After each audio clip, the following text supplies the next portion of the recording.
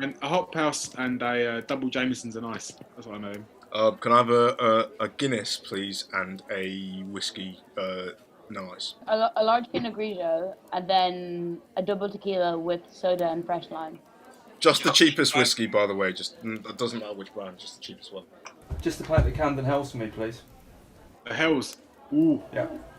You're a sinner, mate. You're a sinner in a fucking an angel's body, mate. That's what I tell you. Or Amstel or Heineken, whatever, or Kronenberg. No fucking ale shit in this conversation. Those aimless chats where you like put the worlds to rights. I miss other people's tobacco. I would say, in general, draft. As stupid sounds, draft beer would be one of the biggest points. Like, because you can have a can or have like a pint, whatever it is, in your house, but like having it out of the tap is a completely different sensation in a pint glass. Like, I miss the taste of that, the first taste of that. I also miss like having a reciprocal round system, like, and that being like a almost holy part of the night where you get tied into this tacit agreement with someone, and it might not even be like your closest friend, but you're tied into this thing with someone else, and it's quite like enjoyable. Yeah. And I would also say like being part of that like thing, and then like that wonderful feeling maybe about 10:30, 10:45, where you might have had a bit too much pints, but then like the atmosphere, like this weird sort of like nebulous energy in the room sustains you through another 2 or 3 drinks, and then you stumble home at closing. And it somehow gives you this weird, like, manic energy to just like go home and not be hungover the next day. You're right. There's some nights where, you know, I think we've all said it to each other at the time, but like you don't feel the first 4 pints. Does that make sense? There are some nights when you feel invincible 100%. And you're convinced it's had no effect on you whatsoever. Yeah. And then normally what happens is Cisco says, I want 15 more, has a thimble of the next pint, and then straight home. Vanishes it. Straight home. I think the thing that I miss. There's an alchemy there, isn't there? I don't know Yeah, what it is. completely. Yeah. One of the things for me is like, it's a very obvious one. There's the bigger, broader thing about, you know, it being the biggest nexus and hub for friendship in general that we all have, blah blah blah. But for me, it's like the pub is it's like a marker in time. It's the end of the working day. It was the end of like a Saturday, whatever. It's kind of its own separate space and time, if that makes sense. It's like 100%. Yeah. Of course. You know, it's 6:45 on a Tuesday night, and I'm in the barge, whatever. That's the end of the day, and I'm into this lovely new stage, where, it's about, you know, friendship and fun and frivolity. And it's, you know, the kind of the demarcation. So I missed that. You touched on a very good point, Cisco. The taste of a draft lager. Nothing hits like it. No, nothing hits like it. That first fucking fizzy pint of Stella. That first pint is like magic. But Josh, I would say as well, you're right in saying that. I think all of us can, like, it doesn't.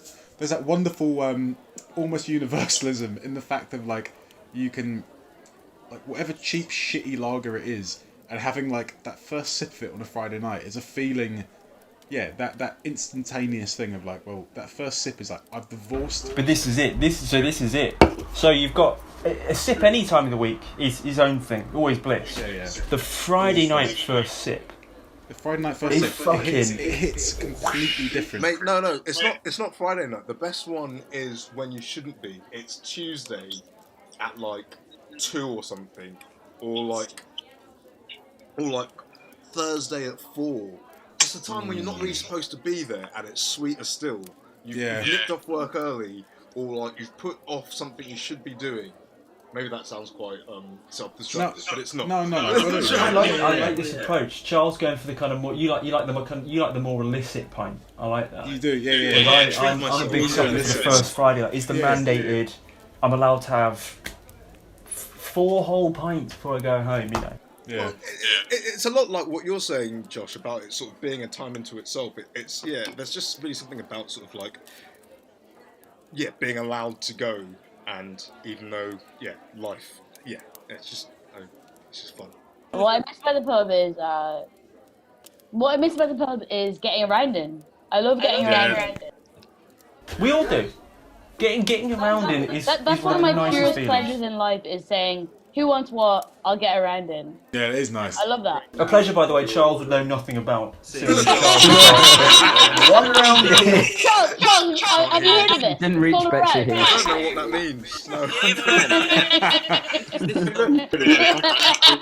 Right, I have known Charles for nearly 12 years now, right? 12 years I've known Charles. I can count the times he's bought me a fucking beer on one hand. So look, the time he did buy us a beer, it was with such ceremony. It was like, I'm buying around. And the old man said, That's why- he did Do you know what say, special night it is? I'm buying around. that was a Tuesday night. That was a Tuesday night. That was a Tuesday night. And Charles went, just bear in mind, this is a treat. He said to me, this is a treat. You're not getting another one for 10 years. This is what you're getting. Yeah. And we were all like, It's like, And I think for me, it was the fundamental honesty of you prefacing that round by saying, by the way, yeah, you don't get another one for the rest of the year. I respected it. I was like, cool, you set the boundary there. You're not going to get around it ever again. Like, do you get rounds in, by the way? Charles, do you?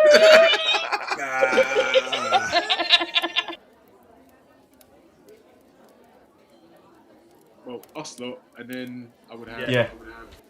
I don't know. Difficult. I'm having Michael Cera, Michael Caine. Oh yeah. Ant and Dec. Ant and Dec. Ant and Dec. Daniel Farker. Very good. Very good. Yeah, Daniel Farker. No, do you know what? No, fuck, no. Forget him. Klopp. Klopp. Alright. I'm having Jurgen Klopp. Mate, And- I'm not gonna lie to you. I love him, but I think he'd be boring in a dinner party. What, Klopp? Yeah, I don't much, like Ed? anyone except for my actual friend. Lee Evans. Lee Evans, very good. Yeah, great energy. Yeah. I can imagine Megan Lee Evans getting on and fucking having a drink in the Bronx. Nelson Mandela. Can I just interject here and say, Cisco would not enjoy to have a pint with Mandela. He would hate it so much. Me and What Mandela. are you talking about? You're talking to Mandela's had Mandela several. about Southwark bus And that routes. ginger friend. You know who Cisco wouldn't have? Cisco would refuse to have a pint with Jesus or Elvis Presley. Both boring guys, he told me. I never said that. No, Jesus, not boring. You said Elvis was a boring guy and Jesus. Not boring, arrogant. arrogant. What, Elvis is too arrogant to have a pint with him? With him going,